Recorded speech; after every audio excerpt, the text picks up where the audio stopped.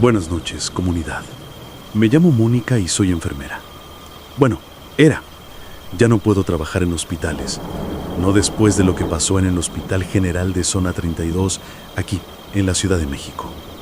Tengo 29 años y llevaba 7 años trabajando como enfermera. Siempre me gustó ayudar a la gente, ¿saben?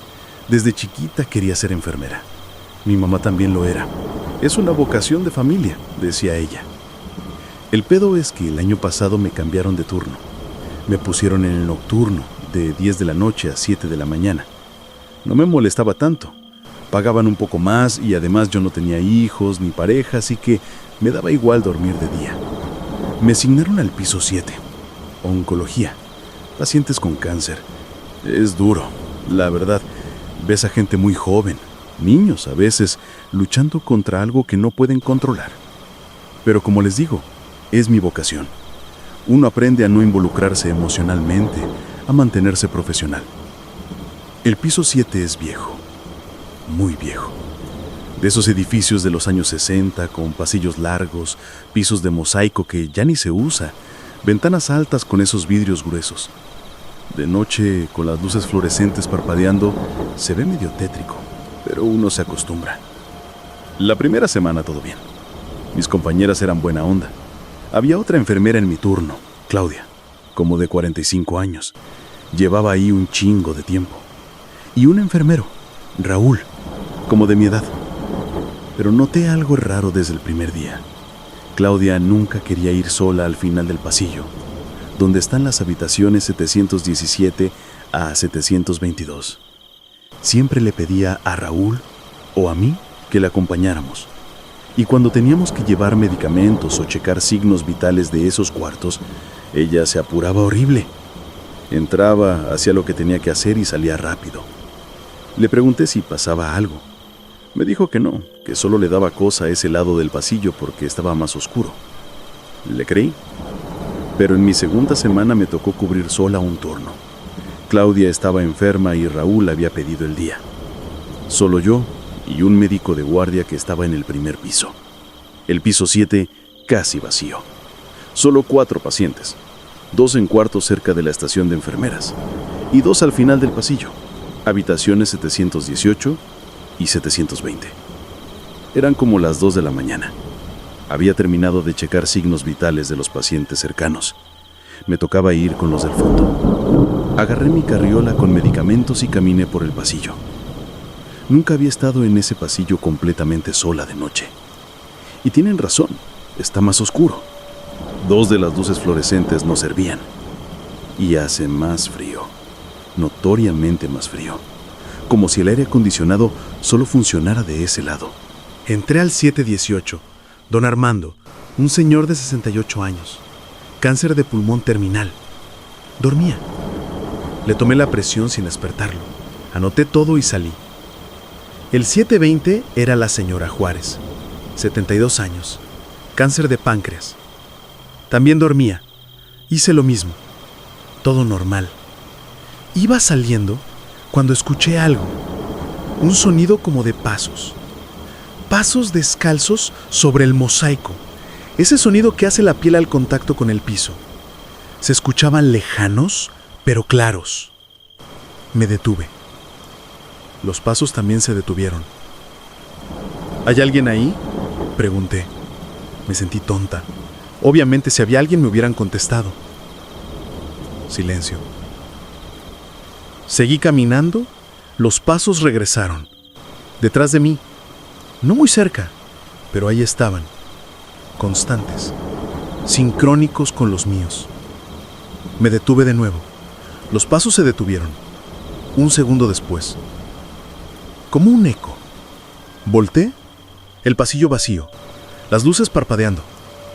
Nada más. Apuré el paso. Los pasos detrás de mí también se apuraron. Llegué a la estación de enfermeras casi corriendo. Me senté, respiré hondo. Me estoy imaginando cosas.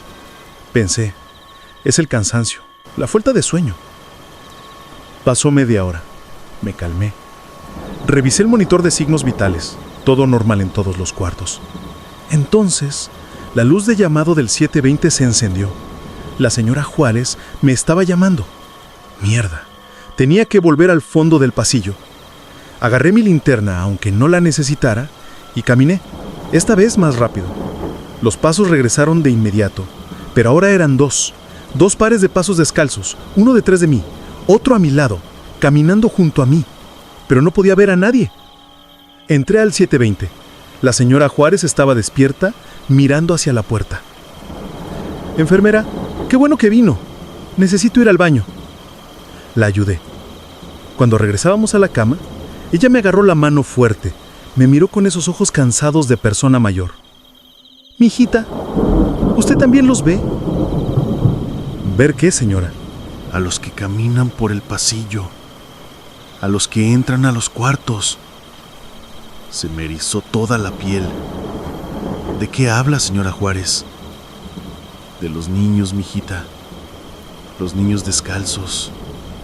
Vienen en las noches. Se paran junto a las camas. Nomás están ahí viendo. A veces 2, a veces 3. Niños chiquitos, como de 5 o 6 años.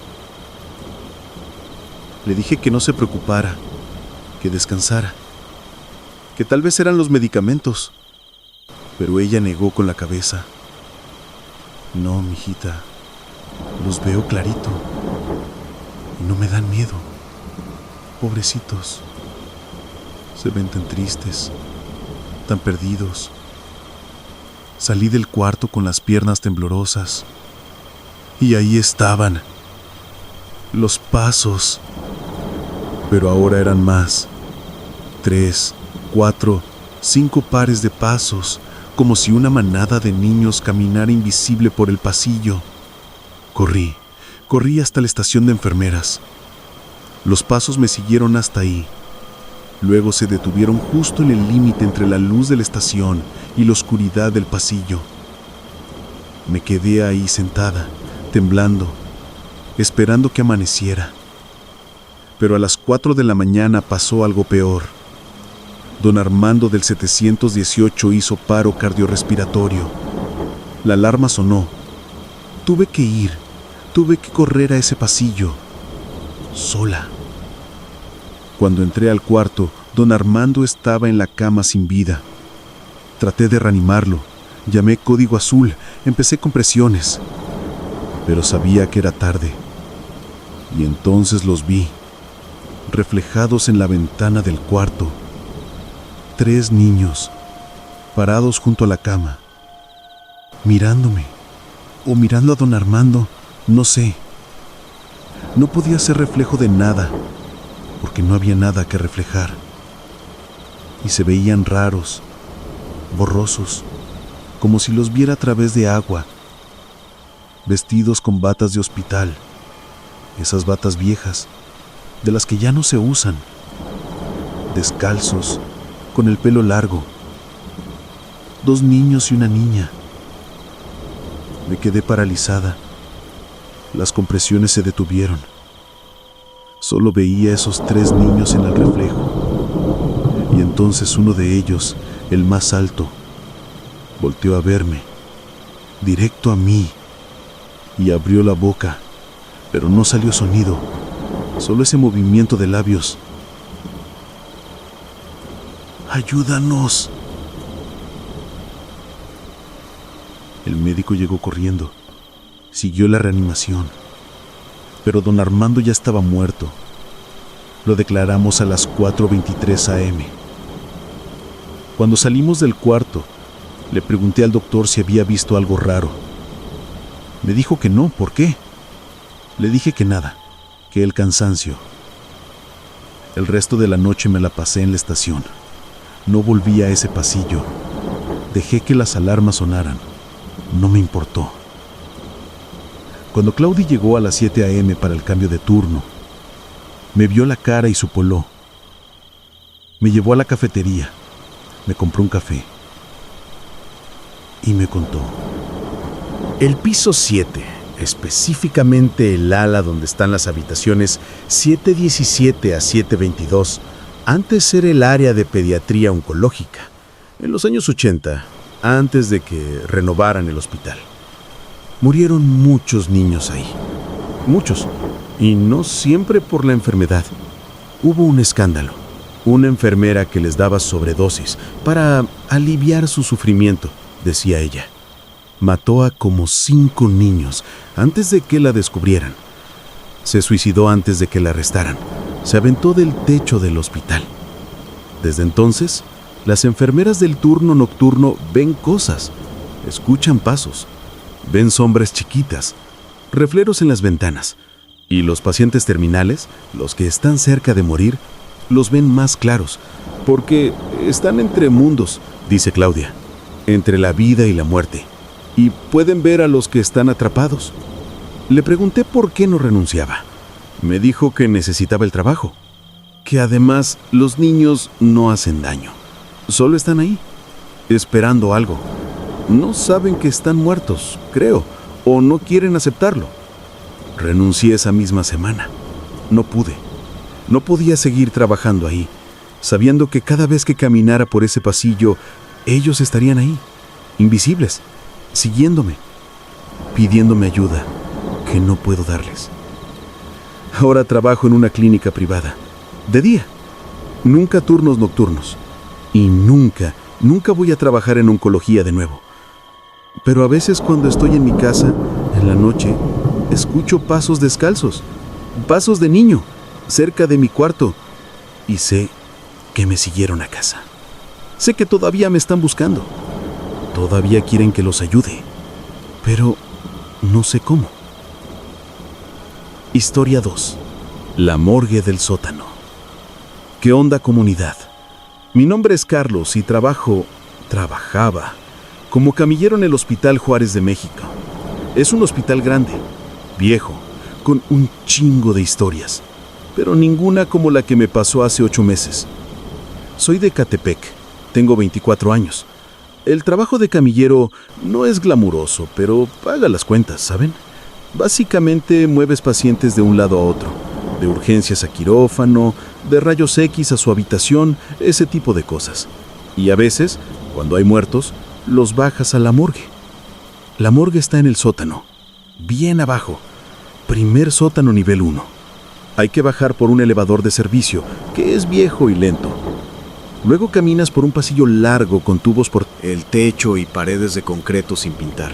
Luego llegas a unas puertas dobles de metal y ya, ahí es la morgue. No me gustaba bajar. Nadie que trabaja ahí le gusta.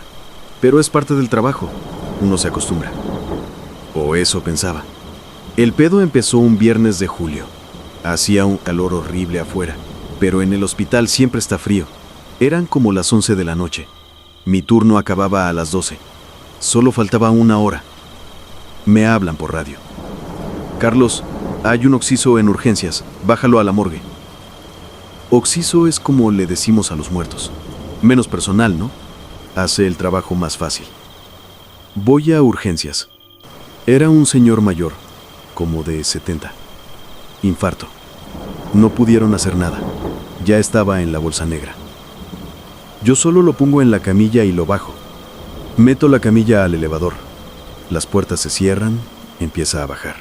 Ese elevador hace un ruido raro, como de cables oxidados, y se tarda un chingo. Como 3 minutos para bajar 2 pisos. Siempre se me hace eterno. Pero esta vez se sintió más largo, y hacía más frío de lo normal. Mi aliento salía como vapor. Raro, porque aunque el aire acondicionado está fuerte, nunca tanto. Las puertas se abrieron. Sótano nivel 1. Empujé la camilla hacia el pasillo. Mis pasos hacían eco. Todo estaba en silencio. Demasiado silencio. Ni siquiera se escuchaba el zumbido de las luces fluorescentes. Iba a medio pasillo cuando la bolsa se movió. La bolsa del muerto. Se movió. Me detuve. No mames, pensé. Los muertos a veces tienen espasmos. Es normal. Los gases, los músculos... Cosas de ciencia que no entiendo, pero sí pasa. Seguí caminando. La bolsa se volvió a mover, más fuerte, como si alguien adentro estuviera tratando de darse vuelta. Ok, me está cargando la chingada, dije en voz alta. Mi voz sonó rara. apagada, como si el pasillo la absorbiera. Paré la camilla, me acerqué a la bolsa, la toqué, estaba fría, obviamente, pero entonces sentí algo, una presión desde adentro, como si alguien estuviera empujando la bolsa, desde dentro. Me alejé. La bolsa dejó de moverse. Respiré hondo. Estás cansado, cabrón. Son muchas horas. Ya casi sales. Empujé la camilla más rápido. Llegué a las puertas de metal de la morgue. Las abrí. Adentro estaba el encargado de la morgue, don Jesús. Un señor de como 60 años. Callado, medio serio, pero buena onda. ¿Qué pasó, Carlos? Oxiso, le dije. Del señor de urgencias. Ándale pues, mételo al cajón 7. Los cajones son esos refrigeradores donde meten a los muertos hasta que vienen por ellos. Hay como 20, fila arriba, fila abajo, de metal brillante con manijas grandes. Empujé la camilla hasta el cajón 7. Abrí la puerta del refrigerador. Un aire helado salió, peor que el del pasillo. Saqué la charola de metal donde pones el cuerpo.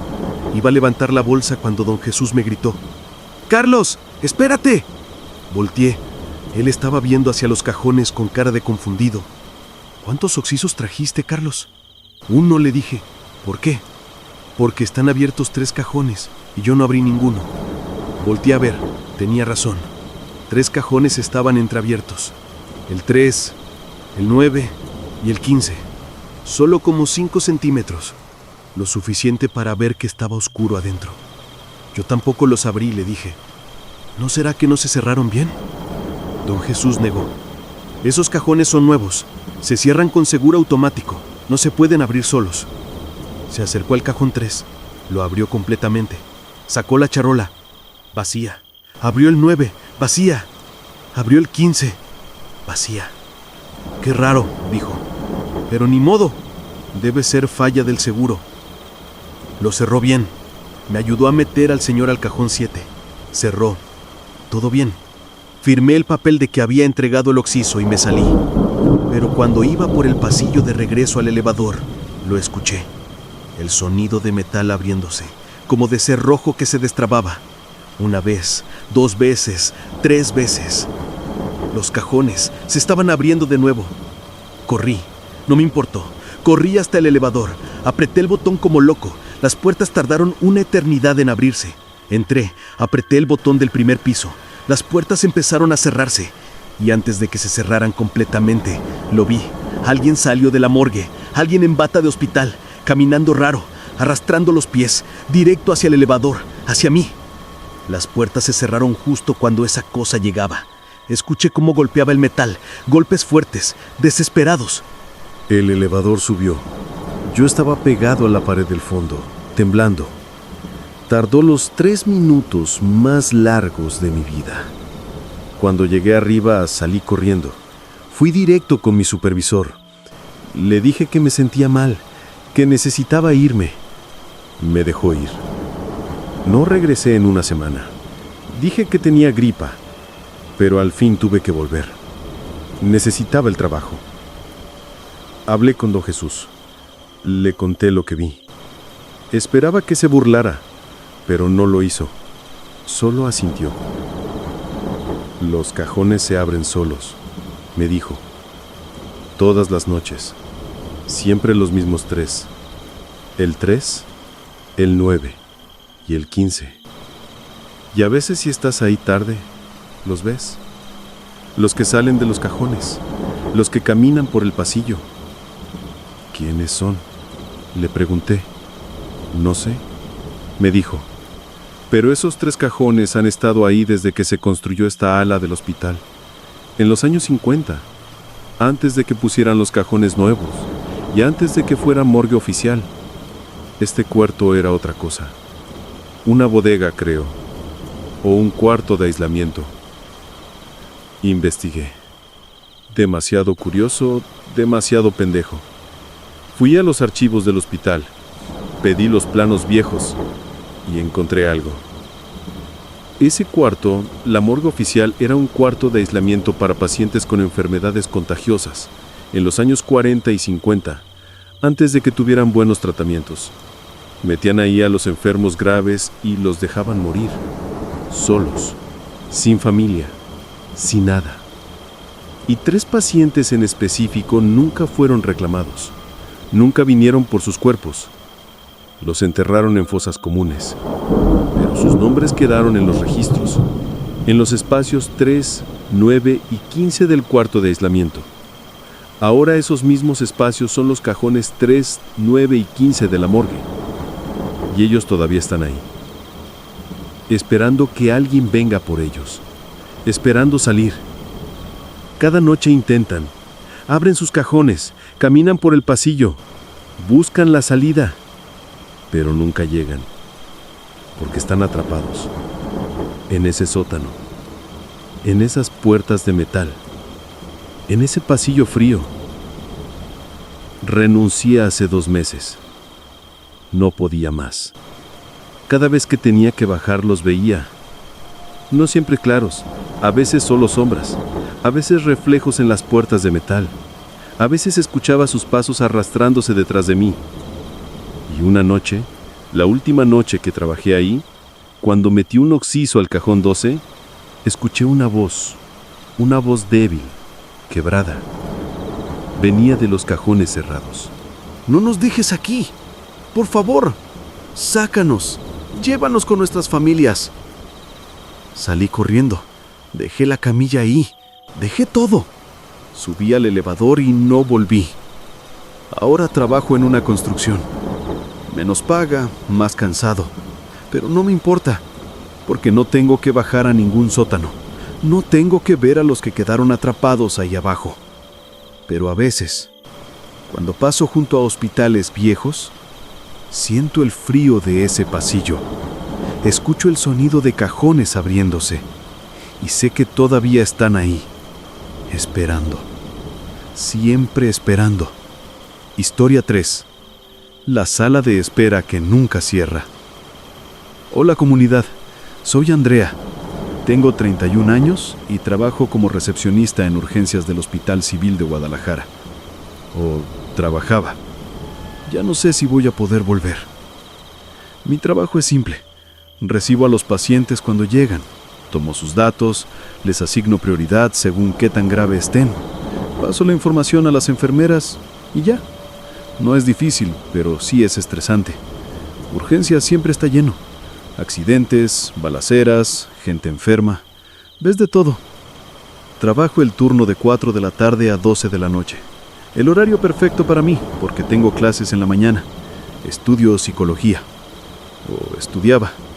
Ya no sé si voy a terminar la carrera después de esto. La sala de espera de urgencias es grande, como 30 sillas de esas de plástico naranja incómodo. Siempre están ocupadas. Gente esperando noticias de sus familiares, gente esperando ser atendida, niños llorando, señoras rezando. El ambiente normal de un hospital público.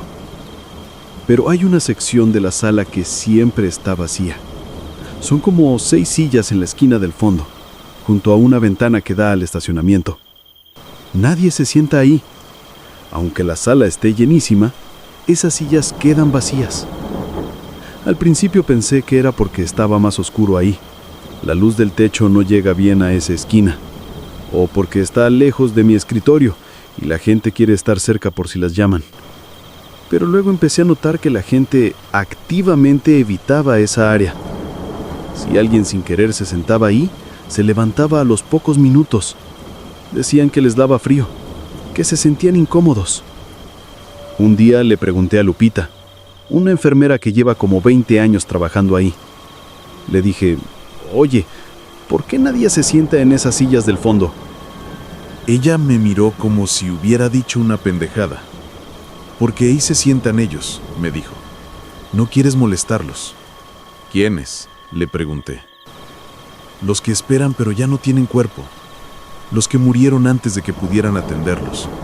O los que murieron mientras esperaban noticias de sus familiares. Nunca se fueron. Todavía están ahí, esperando que alguien les diga qué pasó. Me reí. Pensé que me estaba a vacilarlo, pero ella no se rió. Solo me miró seria y me dijo, si alguna vez ves a alguien sentado ahí después de las 11 de la noche, no le hables. No les hagas caso. Ellos no te pueden hacer daño si no les prestas atención. Eso fue hace como 6 meses. Y la verdad, le hice caso. Nunca volteaba mucho hacia esa esquina. Si tenía que limpiar o checar algo por ahí, iba rápido y me regresaba. Pero hace 3 semanas pasó algo que me tiene sin dormir desde entonces. Era martes, un día tranquilo para hacer urgencias. Solo como 10 personas en la sala de espera. Eran las 11:30 de la noche. Media hora para que terminara mi turno. Estaba capturando datos en la computadora cuando sentí que alguien se acercaba a mi escritorio. Levanté la vista. Era un señor como de 50 años. Camisa de vestir arrugada, pantalón de mezclilla. Se veía cansado, ojeroso. «Buenas noches, ¿en qué le puedo ayudar?», le pregunté. Él solo me miró. Sus ojos estaban rojos, como si hubiera estado llorando, pero no contestó. «Señor, ¿necesita algo?». «Nada». Siguió mirándome. Entonces habló. Su voz era rara, apagada, como si viniera de lejos. «¿Cuánto tiempo más tengo que esperar?». «¿Esperar qué, señor? ¿Ya lo registraron? ¿Está esperando a alguien?». «A mi hija. Me dijeron que esperara aquí, que pronto me iban a dar noticias. Pero ya llevo mucho tiempo. ¿Cuánto más tengo que esperar?». Algo en su forma de hablar me puso nerviosa. «¿Cómo se llama su hija, señor? Déjeme checar en el sistema». Él negó la cabeza. «No. Yo voy a esperar. Yo siempre espero. Pero ya no sé cuánto tiempo llevo aquí».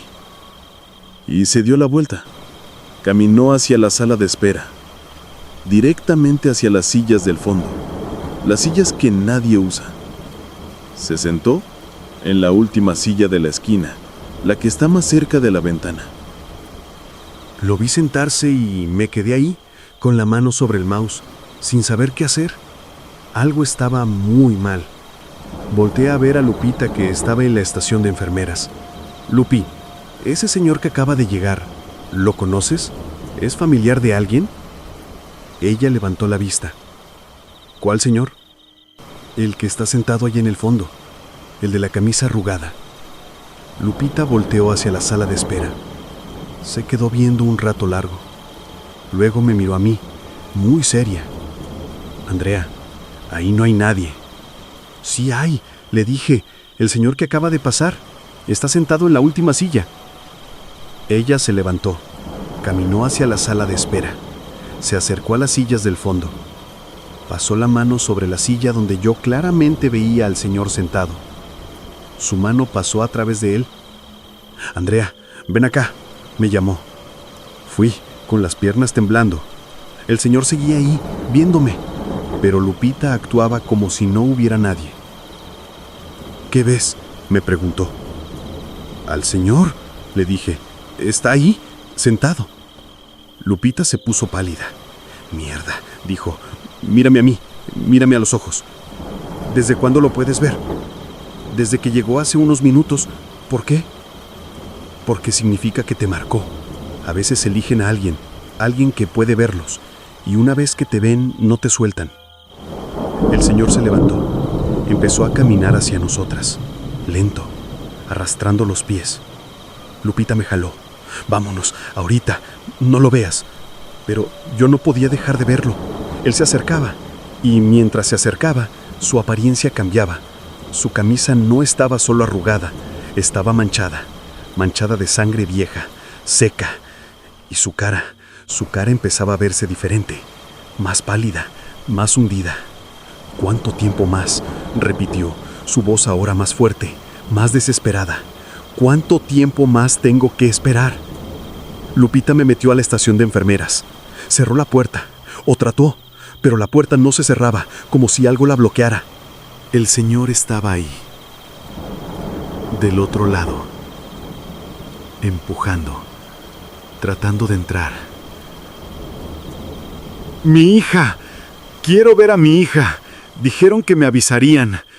Llevo esperando desde el accidente. ¿Dónde está mi hija?». Lupita gritó. Llamó a seguridad. Vinieron 2 guardias corriendo. Pero cuando llegaron, el señor ya no estaba. La puerta se cerró sola. ¿Qué pasó?, preguntaron los guardias. Lupita les explicó. Ellos intercambiaron miradas. No era la primera vez que pasaba algo así. Revisaron la sala de espera, las sillas del fondo. Nada. Pero una de las sillas, la última, la que está junto a la ventana, estaba mojada, como si alguien con ropa empapada se hubiera sentado ahí. Pero no había llovido y el estacionamiento estaba seco. Me mandaron a casa temprano. Me dijeron que descansara, que tal vez era el estrés. Pero desde esa noche lo sigo viendo. No solo en el hospital, también afuera. Lo veo en la calle, parado en las esquinas, en el camión, sentado a mi lado, en la escuela, mirándome desde las ventanas, siempre con la misma pregunta: ¿cuánto tiempo más? Investigué. Le pedí a Lupita que revisara los registros viejos y encontramos algo. Hace 12 años hubo un accidente en la autopista, un choque múltiple. Llegaron como 15 heridos al hospital, entre ellos una muchacha de 19 años, gravísima. Su papá vino con ella en la ambulancia. Lo hicieron esperar en la sala mientras operaban a su hija. La muchacha murió en la mesa de operaciones, pero nadie le avisó al papá. Hubo un cambio de turno, confusión, mucha gente ese día. Se les olvidó.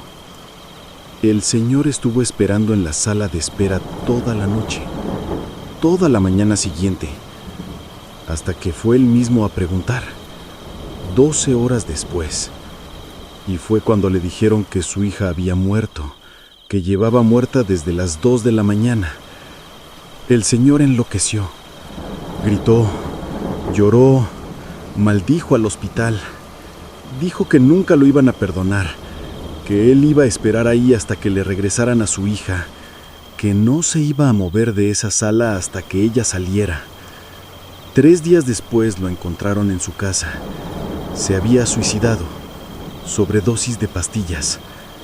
En la nota que dejó solo decía: todavía estoy esperando. Siempre voy a estar esperando.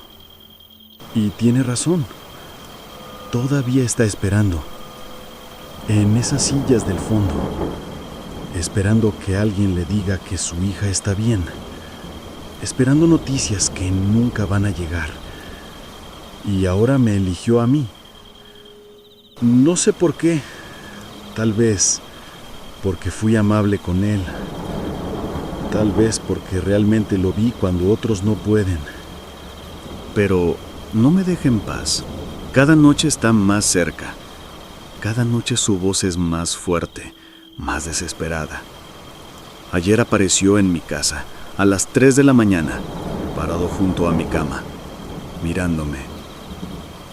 ¿Cuánto tiempo más?, susurró. ¿Cuándo me vas a decir dónde está mi hija? Tú trabajas ahí, tú sabes. ¿Por qué no me dices? Grité. Mi roommate entró corriendo. El señor ya no estaba, pero mi cuarto olía a raro, a sangre vieja, a hospital, a desinfectante. No he dormido desde entonces. No puedo. Cada vez que cierro los ojos, lo veo, sentado en la silla del fondo, esperando, siempre esperando. Lupita me dijo que hay formas de quitármelo de encima. Rituales, limpias, gente que sabe de estas cosas. Pero también me dijo algo más, algo que me tiene aterrada. Una vez que te marcan, nunca te sueltan completamente. Puedes alejarlos por un tiempo, pero siempre regresan, porque para ellos tú eres su única conexión con el mundo de los vivos, su única esperanza de encontrar respuestas. Y él ya no está solo.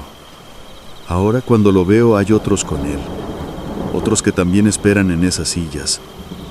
Una señora anciana, un joven como de 20 años, una niña, todos sentados, todos mirándome, todos preguntando lo mismo. ¿Cuánto tiempo más tenemos que esperar? Renuncié hace una semana. No puedo volver a ese hospital. No puedo ver esas sillas. No puedo escuchar esa pregunta una vez más.